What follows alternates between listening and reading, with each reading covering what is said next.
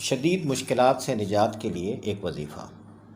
مشکلات کسی بھی قسم کی ہوں، مالی مشکلات ہوں، قرض کا بہت زیادہ بوجھ ہو، کسی اور مشکل یا مصیبت کا سامنا ہو اور ان سے نجات کی کوئی صورت نظر نہ آ رہی ہو، ایسے میں مدد کے لیے اللہ کی ذات پر مکمل یقین کے ساتھ یہ وظیفہ پڑھا جائے۔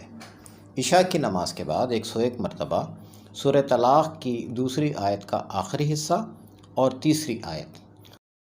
ومن يتق الله يجعل له مخرجا ويرزقه من حيث لا يحتسب ومن يتوكل على الله فهو حسبه إن الله بالغ أمره قد جعل الله لكل شيء قدرا۔